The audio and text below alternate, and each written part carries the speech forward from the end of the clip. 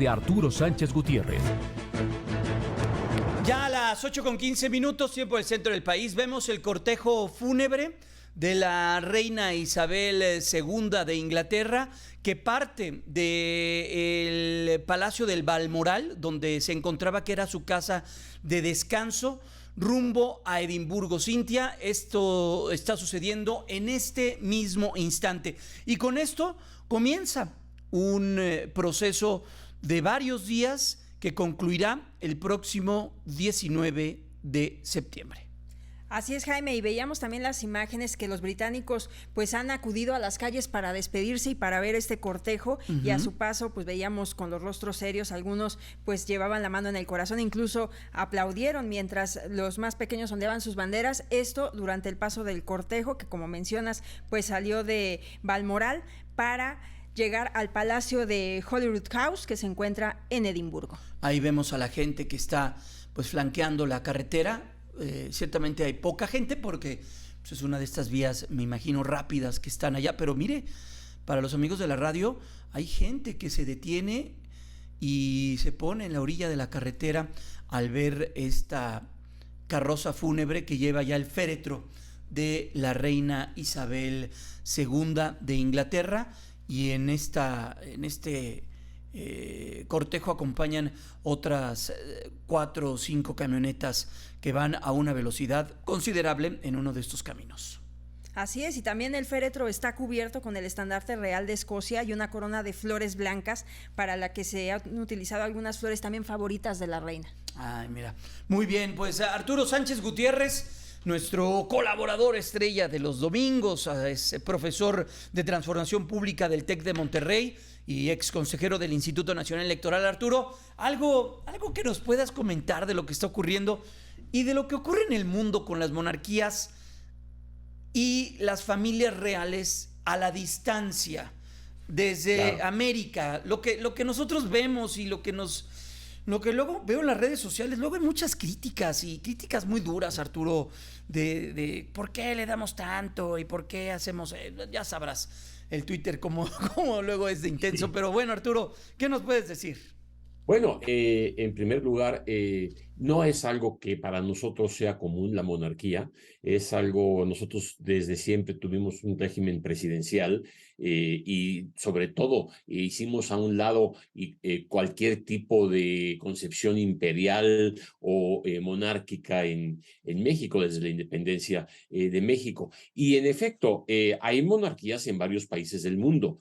Sin embargo, la del Reino Unido fue muy importante precisamente por la longevidad de la reina y por haber mantenido durante todo el siglo XX, prácticamente todo el siglo XX, bueno, la segunda mitad del siglo XX, una figura que fue polémica, en primer lugar, importante por lo que significó la monarquía durante la Guerra Mundial y después con la estabilidad del pueblo del Reino Unido después de la guerra, y sobre todo la figura de la reina Isabel II. Debemos reconocer que en Inglaterra el peso de la tradición es muy importante, es una concepción. Si vimos las escenas durante los días de la muerte de la reina y los días siguientes, pues hasta la forma como el Palacio de Buckingham comunica con un cuadro en donde hace un comunicado para que la gente se entere, evidentemente está en los medios de comunicación, pero todos esos detalles de la forma como se comunica, la forma como la BBC de Londres vistió a todos sus conductores de negro y con una corbata negra en símbolo de luto, desde antes de que se anunciara la muerte de la reina, y después este acto como simbólico en el momento de la muerte de la reina. En ese momento el príncipe Carlos se convierte en rey. O sea, lo decía la BBC de una manera muy impresionante, es una especie de traslado invisible del poder. Bueno, nosotros no estamos acostumbrados para nada a ese tipo de traslado del poder. Lo único que debemos reconocer es que la monarquía representa a la jefatura del Estado. A diferencia de nosotros, en donde el presidente de la República es jefe de Estado y jefe de gobierno, en el Reino Unido, la reina, ahora el rey, es el jefe del Estado y el primer ministro es el jefe del gobierno. Por eso, en los últimos actos de la reina, le pidió a la nueva primera ministra, Liz Truss, que organizara un gobierno, organizar el gobierno de la reina. Y es un poco todo ese peso de las tradiciones. Ahora, ha pasado la monarquía por épocas difíciles, muy críticas, justamente por lo que le cuesta en términos de impuestos al pueblo del Reino Unido, de Inglaterra, porque, bueno, sí, hay una serie de gastos y una serie de costos que son altísimos y que, bueno, uno se pregunta para qué se requiere mantener a la familia real en estas condiciones. Y yo creo que es importante, déjame contarte una anécdota, porque yo estaba estudiando en Inglaterra Sí. cuando vino este ataque a en Brighton a una reunión que estaba teniendo la primera ministra Margaret Thatcher con su gabinete y vino un bombazo impresionante y fue un atentado evidentemente en contra del gobierno. Al día siguiente lo que aparecía en los periódicos era la noticia, desde luego, pero una foto inmensa de la reina, como diciendo, a ver, podrán acabar con el gobierno, pero el Estado está presente, el Reino Unido está fuerte y la reina representa la unidad.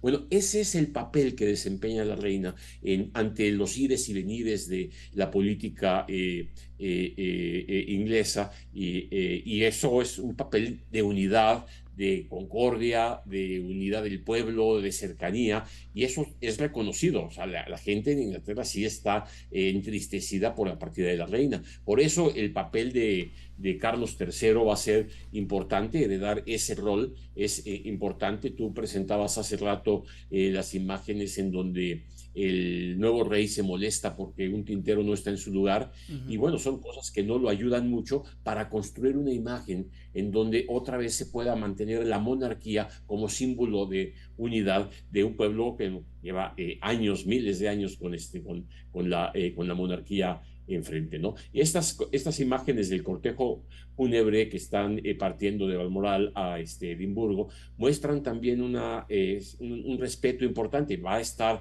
2 días en Westminster el cuerpo de la reina y seguramente va a haber mucha gente que quiera pasar a rendir tributos y vamos a ver cómo sí hay un reconocimiento a la monarquía.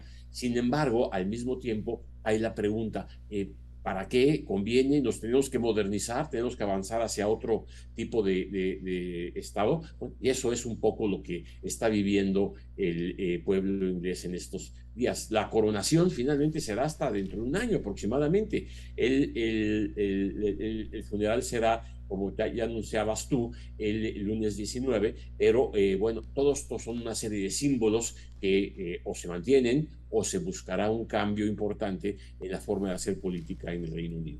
Y también hay que, por ejemplo, monarquías, la japonesa, pero no tan visible como esa, ¿no? No tan socialmente visible como nosotros la tenemos a la monarquía. Quizá en Asia sí sigan mucho a la monarquía japonesa, ¿no? Pero nosotros, y teniendo Estados Unidos de vecinos, como que nos interesa mucho por los protocolos y por lo que significa la familia real y todo ello, ¿no, Arturo? Pues sí, desde luego, bueno, en Dinamarca, la reina, en fin, hay varios países, pero el papel de gobierno propiamente de los monarcas es muy limitado. O sea, no gobiernan como Sí, tal, exacto. representan al Estado, pero no gobiernan. Para eso está el primer ministro, que es el que realmente ejerce el poder del ejecutivo, digamos, en este tipo de sistemas políticos. Arturo, la política nacional, ¿qué nos puedes decir de todo lo que ocurrió aquí? Guardia Nacional, votación, lo que le dijo el presidente al propio Ricardo Monreal, híjole, está cargada la nube. Lo que ocurre es que de alguna manera hubo un gran debate en relación con la Guardia Nacional, pero pocas sorpresas. O sea, ¿qué fue lo que ocurrió que sabíamos que iba a ocurrir a pesar de que la oposición, medios de comunicación, analistas decían que no era lo correcto? Pues simple y sencillamente el Congreso en cada una de sus cámaras aprobó las propuestas de reforma a las leyes sin cambiarle una sola coma. Y esto pues vuelve a hablar de la imposición o de la fuerza de la palabra presidencial sobre su partido y el uso de la mayoría para hacer un cambio. Entonces, ahí no hay sorpresa. Quizá la sorpresa es la abstención de Ricardo Monreal, que marca una distancia importante tanto de su partido como del presidente, y al mismo tiempo la prisa del Congreso por resolverlo. Justamente ya se publicó en el Diario Oficial, justamente antes de las fiestas patrias que empiezan, que ya estamos en estas semanas celebrando, porque el presidente dijo que en efecto el 16 de septiembre la Guardia Nacional iba a desfilar, pero ahora ya con todas las de la ley y comandada por la Secretaría de la Defensa Nacional. Entonces, no hay sorpresas ahí, hay mucho ruido, no va a haber mucho cambio en la operación de la Guardia Nacional porque ya venía de alguna manera operando como se prevé, pero al mismo tiempo también hay, sí, una percepción de militarización, una percepción de que, bueno, finalmente no es nada más la Guardia Nacional, son todas las tareas que se le han encargado al Ejército, el secretario de la Defensa Nacional dando conferencias de prensa, platicando, hablando, o sea, es una presencia militar que no conocíamos, bajo la idea de que el Ejército es leal y el Ejército tiene que colaborar, y entonces está desarrollando funciones que se le encargan para garantizar la seguridad nacional y la seguridad interna también en ese sentido. Entonces, no hay sorpresas, pero finalmente Arturo, sí hay. ¿me dejas Sí brincar el corte comercial para seguir platicando contigo sobre esto? Con mucho gusto, claro que sí. Vamos a brincar porque es importante lo que nos estás comentando, Arturo Sánchez Gutiérrez. Regresamos 8:27. De regreso, Arturo Sánchez Gutiérrez. Seguimos platicando contigo, profesor de Transformación Pública del TEC de Monterrey, ex consejero del INE. Nos decías todo lo que sucedió en la semana de la Guardia Nacional y lo que viene para los siguientes días. Bueno, sí, esta es una semana de fiestas patrias. El presidente anunció al menos 2 temas que va a tratar el 16 de septiembre. Uno que tiene que ver claramente con la Guardia Nacional, finalmente, bueno, va a ser el anuncio, el desfile. Y el otro es la respuesta de Estados Unidos en esta construcción de la soberanía mexicana ante el Tratado de Libre Comercio.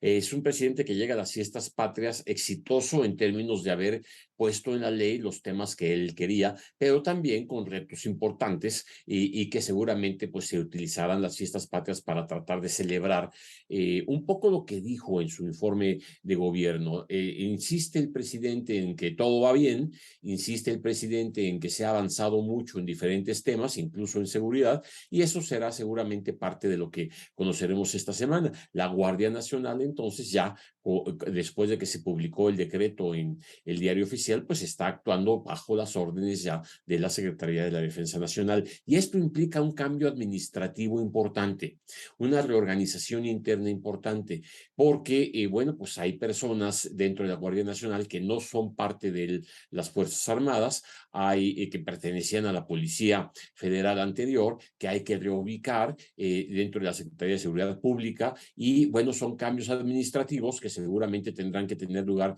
próximamente para poder continuar con la tarea de avanzar al respecto. Ahora, la iniciativa del PRI para extender la presencia de la Guardia Nacional con el ejército mexicano hasta 2028 es muy importante en términos de pues, mantener la misma tendencia que ha impuesto el presidente de la República. Es una tendencia importante porque extiende la relación directamente con las Fuerzas Armadas, mientras se prepara la Guardia Nacional para ser una fuerza realmente policial, que es lo que se supone que debe ser una Guardia Nacional. Y en ese sentido, lo importante ahí es que pues la propuesta priista requiere una reforma constitucional a un transitorio de la Constitución y requiere entonces también del concurso de otros partidos. Morena seguramente apoyará ese tipo de iniciativa, pero eso generó ya un rompimiento político importante o un distanciamiento importante con el PAN y con el PRD, que, bueno, pues eran un poco la unidad que se presentaba electoral y políticamente y legislativamente, sobre todo ante Morena, ¿no? Entonces, en ese debate estamos, y estamos, bueno, un poco a la expectativa de cómo va a operar y si, como yo creo que no, habrá algún cambio más adelante, ¿no? Pues veremos qué es lo que ocurre, Arturo. Sin duda es la discusión que viene en torno a esto que tiene que ver con la militarización, como unos la han llamado, como pues también lo que escuchamos del propio Luis Crescencio Sandoval el día viernes en este discurso que también brindó allá en Zacatecas, argumentando la necesidad que tenía el Estado para poder, o en ese caso las Fuerzas Armadas, tener un marco legal que le había sido negado en muy buena medida por quienes hoy son gobierno. Hay que también conocer y escuchar los argumentos del propio Mario Delgado, cuando en el Senado de la República él no le brindaban esta categoría porque los que hoy son gobierno se oponían, y se oponían con argumentos, y los decían duros. Y el reconocimiento del presidente de que cambió de opinión sobre el papel del ejército y el papel de la Guardia Nacional. Es un reconocimiento importante, sí, pero nos lleva a una dinámica que sí es muy cuestionable y que genera una polémica muy importante dentro del Congreso, por un lado, pero por otro lado también dentro del ambiente político, para prefigurar qué tipo de rol deberán tener las Fuerzas Armadas en la política mexicana. Arturo, te abrazo y te deseo un excelente domingo, fin de semana. Cuídate mucho y nos vemos y nos escuchamos la próxima. Igualmente, mi querido Jaime, saludos a todo tu auditorio y nos vemos la próxima semana. Gracias. Fin de semana patrio, el próximo. Cintia, ¿tú vas a trabajar el fin de semana que viene? Sí, Jaime. Es puente.